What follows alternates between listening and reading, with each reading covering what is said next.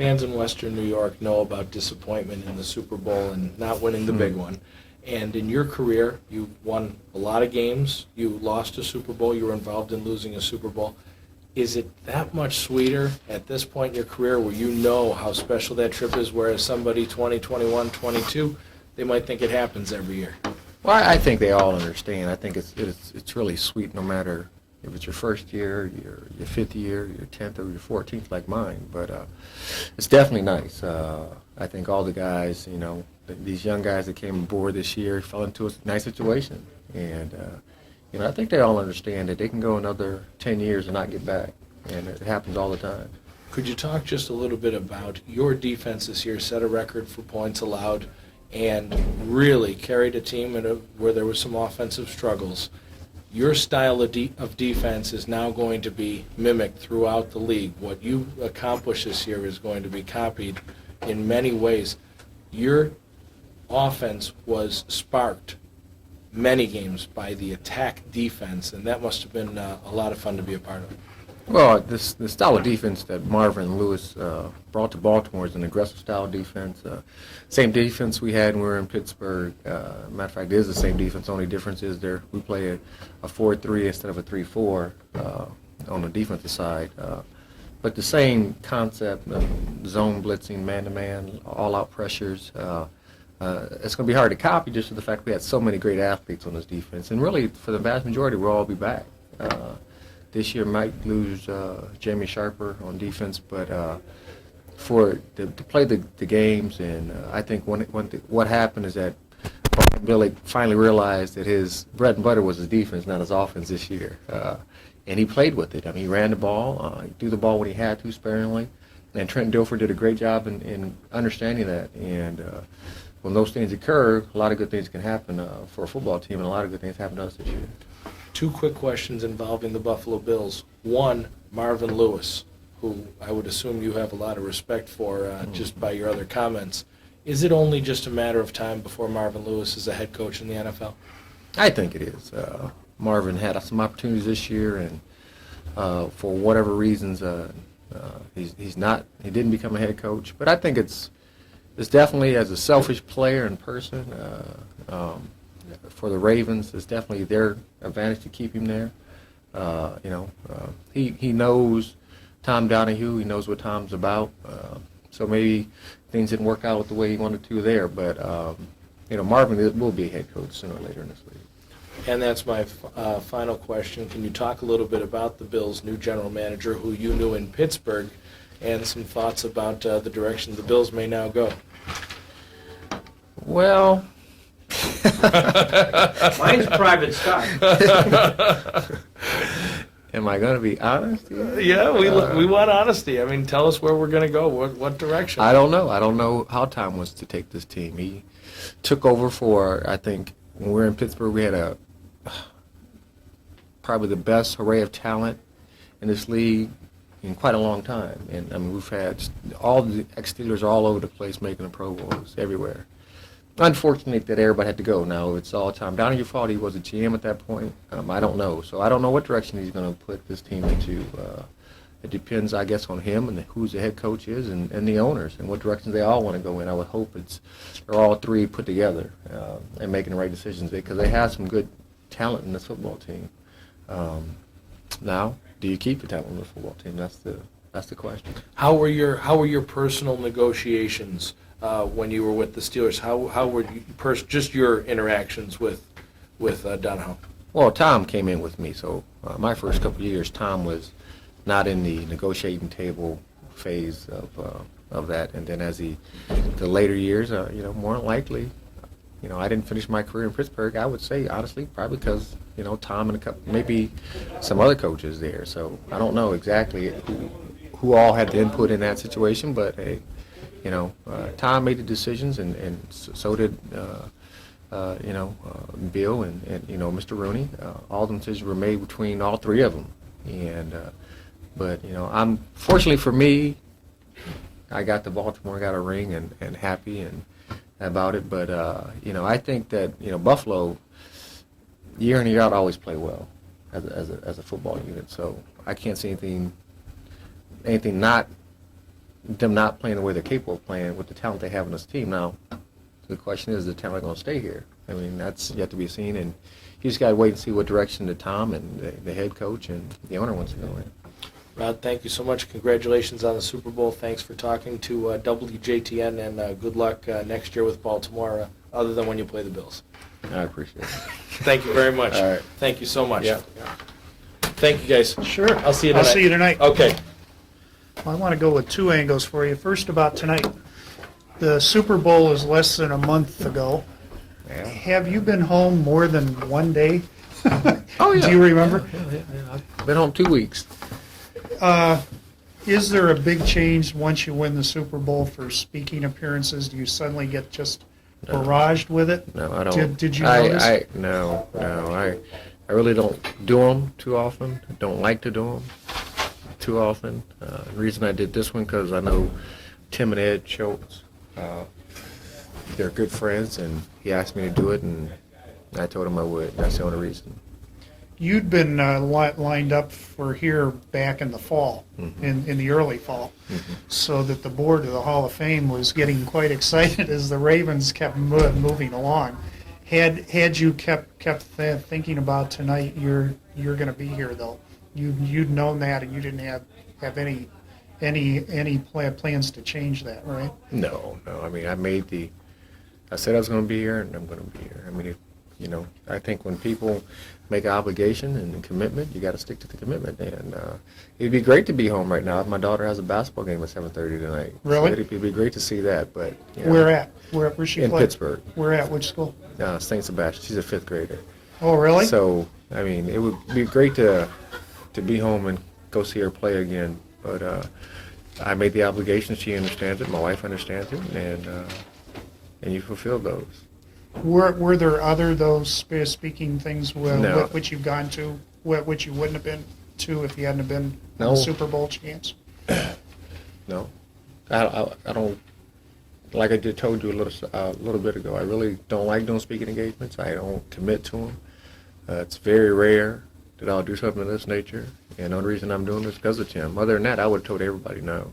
Have there been more calls for interviews and requests like that? To go on No. talk shows I mean, more than normal? usually more than normal, but the people that know me, my agent, and the people associated with me know they'll say no before I even get there. Not knowing you. Knowing that me, you- so they'll just tell them no from the beginning.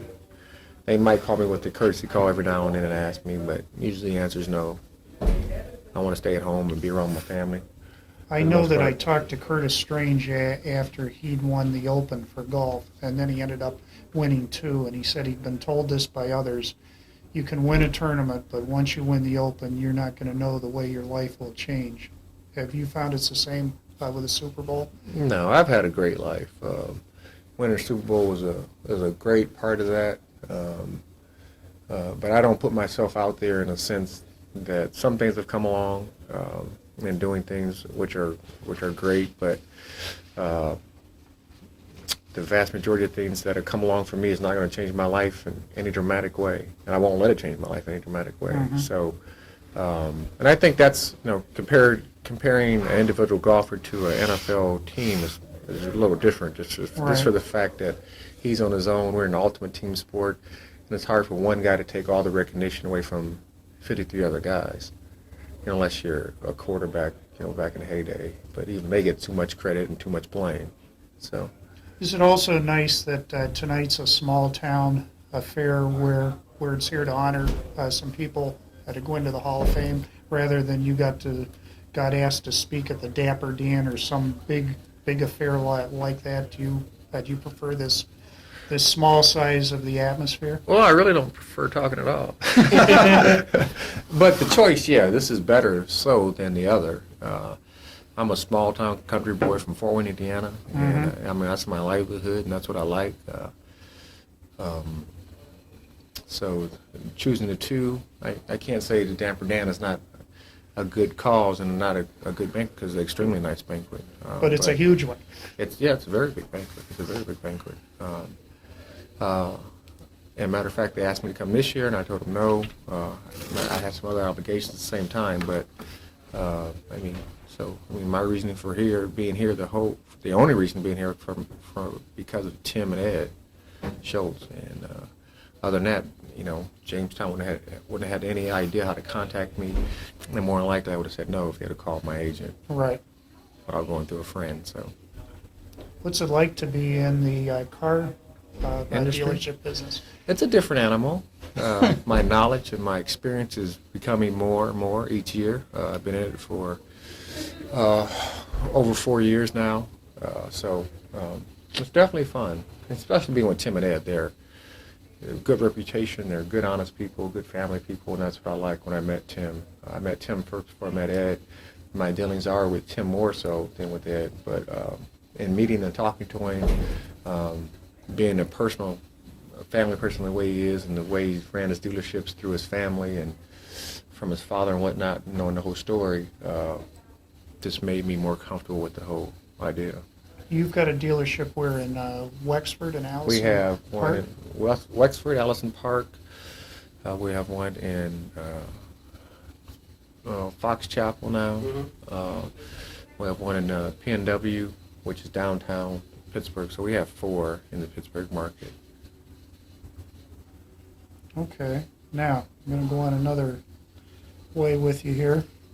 When you left the Steelers, had you ever thought you'd get a chance to go back out of the Super Bowl? You never know. You never know what fate holds for you 5 years down the road. We can always guess, assume, want, wish, hope, but you never really know. So when I left Pittsburgh, I left Pittsburgh for less money to go to San Francisco, trying to get that opportunity. Mm-hmm. And that didn't work out. We lost an NFC Championship game, and it basically was a 1-year deal there. And after that season was over, Marvin Lewis called me up from Baltimore, and he said we were interested. We'd like for you to come over here and talk to the team, and I did that. And I didn't know where Baltimore was at. Yeah, I was going to say, this is sort of a brand new team. I bet you're thinking, to go to the Super Bowl, I don't know if I want to go to Baltimore. Well, I seen the young talent they had on paper, which is a lot of good players. They were real young and raw, especially on defense. Offense, they were, they had some good players, but they just lost Vinny Testaverde, and I knew that was going to hurt. Mm-hmm. But seeing the young talent they had on defense, and the defensive system they had in place with Marvin, I knew it was going to be a good defense. It was just a matter of guys maturing, understanding the system better, understanding the game better. And then Ted Marchibroda was there, who's a great guy. But this team and Ted didn't mix the right way. And they brought in Brian Billick, luckily for us, and he got rid of all the guys that were distractions to the football team. And he did it from day one. He got rid of all of them. And this is the ultimate team sport, and you need to play this game as a team, with sacrifices from individuals and from a team sometimes to accomplish certain goals. And Brian kept preaching that, and guys finally believed it. The young guys finally believed it. Eventually somewhere along the line, especially the first year he coached, it started happening. We finished up 500, and guys felt, hey, well, yeah, we're a pretty good football team. We just got to believe it week in and week out. And then going into this past year, they just all fell into place. We believed it. We had the confidence. We had that swagger. And there's a fine line between winning and losing, I always tell the young guys. And confidence is a huge factor in that in playing sports. If you believe you can accomplish and you can win, you're more likely you're going to win. But if you never believe it, you can never win. So we had that swagger going to the season. And Billick definitely filled that role. Did I ever think that I would ever go back? Never knew. But you always have in the back of your mind, you chase the ring somewhere along the line. And luckily for me, it ended up in the right city. Was it a plus to go to the Ravens, too? It was sort of a new team, and you thought, I could be getting into something right as it's beginning to grow, and it'd be nice to start out that way. Plus you could be looked at as a veteran with a young... Well, I definitely was. I was definitely the elder spokesman going into the whole thing. They sat between my locker sit between Ray Lewis's and Peter Bowere's locker, who were, when I went there, were second-year players and 2 good young linebackers, but completely raw, didn't understand the game. And so I knew my role was to lead by example, by expectations in the meeting rooms, what I would say in the locker rooms, on the practice field. But yeah, it was fun to see it. The first year, 3 years ago, with Ted, we're I think 6-10, and then we finished up 8-8, and then next year we won the Super Bowl. So it was definitely nice to see it all turn around in those 3 years. When you left the Steelers, were you bitter about that? No, I wasn't bitter. I was bitter in the sense that, I was bitter in some things that was said behind closed doors between some front office people and maybe some of the coaches. And that was unfortunate because they know me. They knew me as a player. I played 10 years there for them, and I was a little upset about that. But as I've been gone for 4 years, you just can't take things personal in this game. This game has been played before I was born, and God willing, it's going to be played when I'm gone. So faces and names on the back of jerseys change year in and year out. Yeah. So you can't take things too personal about this. What was supposed to be their reason to let you go? Were they considering you were, quote, old? It's like the maybe Frank so. I don't know Robinson exactly deal? what everything was said, but I would believe they just thought I couldn't play anymore. But I was just coming off a knee injury. Right. That in 95 and 96. You'd been out the whole year for 95. At 95, 96, I played decently well coming off my that first year of knee injury, made the Pro Bowl. And then, I had a pretty tough way about it. It was pretty tough playing corner and just coming off that knee injury. It takes a good 2 years, 2.5 years for your knee to completely heal. But, they make their choices. They made the choice they thought that their team needed to go into and the direction they need to go into. And I made my choice. And, I'm glad I made the choice just for the fact, it would have been great to stay there, but I wouldn't have met all the people I've known now. I have some close friends around the league from being in San Francisco and meeting the DeBartolos, who were great owners. Eddie was a great guy to his team. The way he treated his players with utmost respect and class. I would never had that firsthand experience if I wouldn't have left and went out there. And then coming over here, I would never have opportunity to meet all the guys that are good friends of me, and Shannon Sharp and Ray Lewis and Peter and and Corey Harris, all those guys, and Jamal Lewis, all those guys that are there. I would have had to get to know and meet as a person, and Trent Dilfer and Tony Banks, are good people. And if I would have stayed in Pittsburgh the whole time, I would have lost out.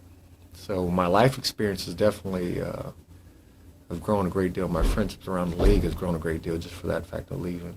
Did that spur you on a little bit more, them thinking, well, he can't really play that well anymore? So no, I've had critics my whole life. I've had critics when I came out of college saying, well, he's not going to be that good, in the NFL. So I don't think that negative comments or positive comments should spur you on one way or the other.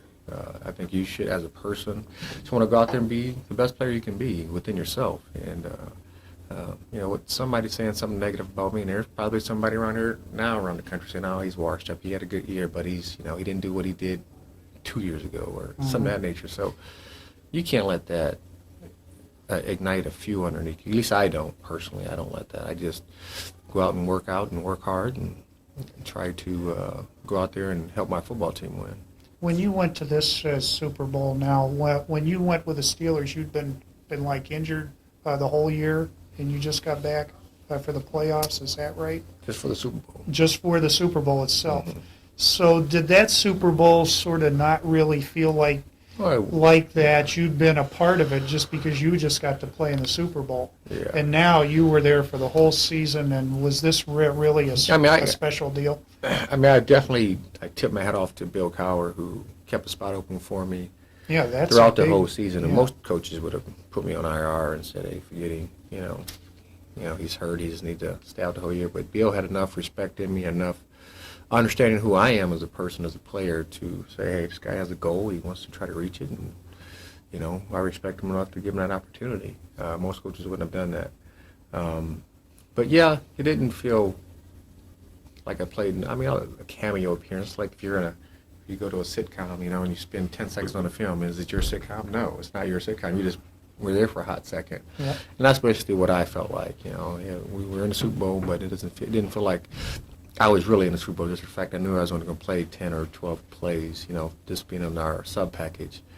But this time around, I knew I was going to play, when the defense is on the field, I'm on the field. I never stepped off the football field unless we were off the field. And so I knew it was a good opportunity to have some fun and to make some plays out there. Did that shock you that the Cowher left that spot for you? I mean, that No, is we talked about it. That's a major plus. That is. To his credit. I give a lot of respect Yeah. for Bill. And Bill and I are still friends. We still talk and all that stuff. We see each other at different charity golf outings and whatnot. And, he's a good guy. And I do have the utmost respect for him for doing that. And the way he treats his team, he's a very fair guy, a fair coach. So it didn't shock me because we talked about it from day one. Right. But it's shocking in the sense that most coaches around the league, and I would say probably all of them but one, and that's Bill Cowher, would have put me on IR that year and said, just sit there and get healthy and come back next year. But, Bill gave me that opportunity, which I That's a definitely classy enjoy. move, really. Yeah. Okay, that's all I need. Thank you, On sir. to the Super Bowl. I'll see you at the dinner. Thanks a Okay, lot. all right. A couple of things. Thank you. It's terrific that you came. Oh, it's my pleasure. And I enjoy your inspiration. I read some of your articles about your belief in God and the role model that you want to play for your children. It's a terrific thing. So kudos. No, I appreciate it. Yeah. Did you get a chance to go down and see the implosion of Three Rivers? No, I was too early in the morning. Yeah. When you saw it on TV, did that evoke any memories for you? No, not. I mean, I've had a lot of good memories in that stadium, and just because the stadium went down, don't mean I'm going to forget those memories. Sure. It was really about time the stadium went down. To be honest, the turf it's not wasn't too forgiving or too giving for any of the players that played on that turf, or any turf that matter, any artificial turf around the league or around this country. Yeah. So natural grass in a new stadium, first of all, gives the Roonies a better opportunity to compete with other markets for selling their PSLs and all that nature. So hopefully they'll give them opportunities to compete and get some players in. The Super Bowl that Jim was talking about, after it was all over, Neil O'Donnell took a lot of media hit and for the interceptions that he threw, and said basically someday the true story will come out, but he sort of kept it to himself. Any sense as to what the true story was behind all that? No, well, I'm not for sure exactly. We never really talked about that per se, when we spoke to each other. But like I said, quarterbacks get the front load of the glory and the honors when teams win, and the front load of just like coaches would, of the trying to be the GOAT when we lose. And that's not fair. Either or is not fair on both sides of the fence of winning or losing. So Neil was a good quarterback, and is still a good quarterback in this league. Yeah. And he didn't lose a football game. The team lost a football game. So I mean, it really doesn't matter if he made a wrong read or the receiver on the wrong route. It doesn't matter. When it's a team. You were a super track star at Purdue, Olympic trials.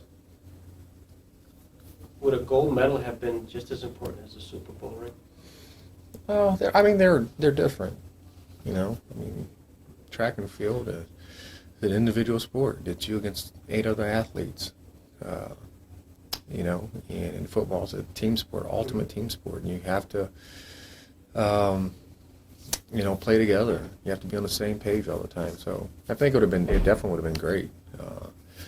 But since I have the Super Bowl ring and I don't have a gold medal, I like It's the an Super Bowl academic. ring. That's right.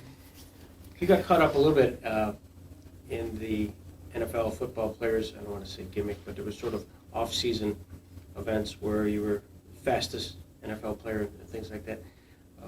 And did exceedingly well. I think you finished second or third one year. Oh, the fastest man Yeah. contest?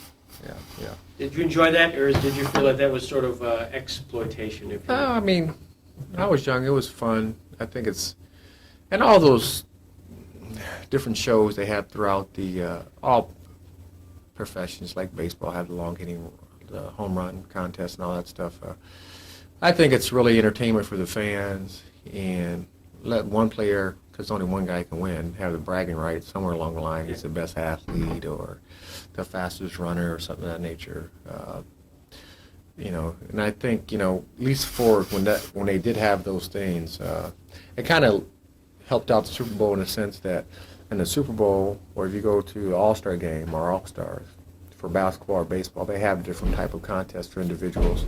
Where in football, you don't have it. You don't go into a Super Bowl. So having a little different kind of contests like that around the league, around the calendar year and off season, it was kind of fun. And it still is fun because they still have some things for some positions, and it's still fun for the guys. But I think it's just so to keep the name recognition out there for the NFL and let the fans always stay interested in seeing something around the league. Did you, the honor, obviously, of being named as the position that you were named in the 75th NFL team, that's extraordinary. The fact that you're still playing and getting that honor, you'd be congratulated.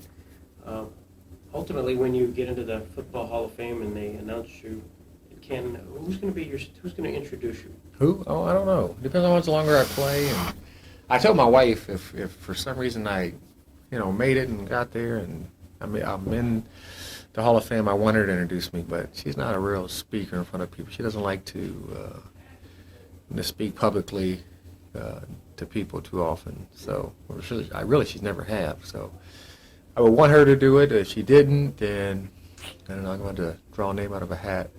Is your college coach, is he still alive? Yeah, Leon Burnett. Mm-hmm.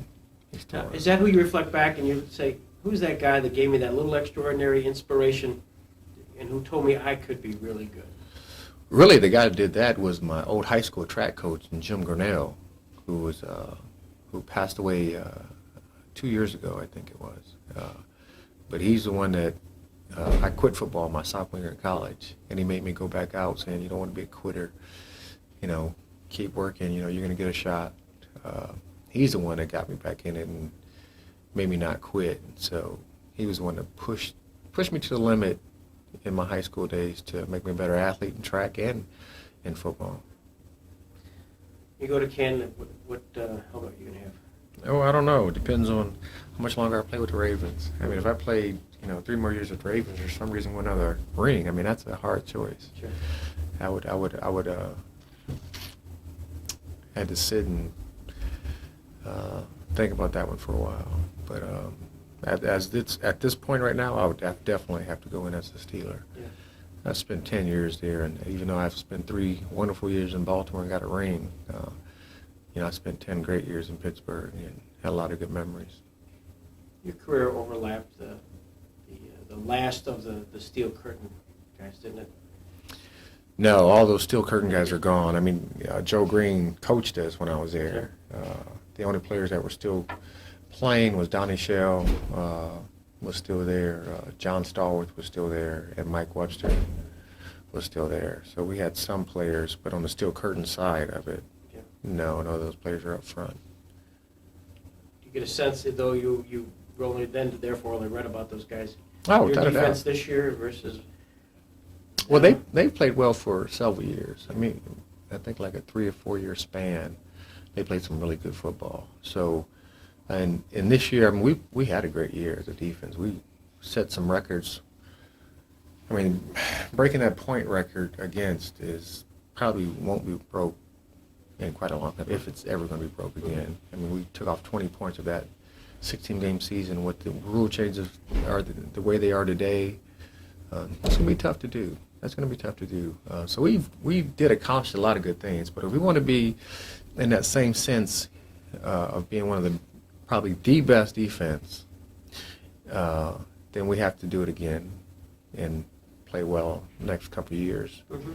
And if we do that, then I think you can say we're probably one of the best defensive players in this league. I know we've had one of the best seasons as a defense ever in this history of the game. I don't remember anything stuffing as much as you guys. Maybe the Chicago Bears that 1 year. Yeah. I mean, our front seven was extremely aggressive, and it's hard to run against those guys. And we had so many good tacklers. Our linebackers are good. Our secondary had a lot of speed and can tackle. So I think our corners are probably better than – I think our secondary is better than the Bears secondary back in '85. Mm-hmm. But they had they had a lot of players up front. I think all their players. Matter of fact, I think maybe all their front seven went to the Pro Bowl somewhere along the line in their career. That's tough to do. That's right. That's real tough to do. We have quite a few. Well, we're close to that category. I think they have all but two in our front seven that hasn't been to the Pro Bowl. So, close. Remarkable. It's close. Though I know you don't want to talk much about this, your locker was next to Ray Lewis, and he certainly came across as a man of faith. And you are a man of faith. Did you find that you had reasons to interact and from a spiritual end with Ray at all? Well, during the process, Yeah. or just in general? In general. Oh, we talk about it all the time. And Peter is Peter Bower is a practicing Christian, is a great guy, and his locker's right next to mine, who's right next to Ray's. And we always have conversations about the Bible. Sometimes we have heated discussions and Sure. stuff of that nature, but it's just always good to bring it back home, Sure. so to speak. We talk about a lot of different things. But one thing we never really play around with when we start talking about the Bible and Jesus and God. We crack a lot of jokes, but not about that too Sure. often. So it's always good to. It was good to talk to Ray. It's good to talk to Peter. It's good to talk to Matt Stover. We have a lot of guys. Our team, James Trapp. Rod Harrison's our team chapel. So it's a lot of guys that are, year in and year out, are finding their way closer to God. And we're all struggling in a sense, so it's definitely good to do that.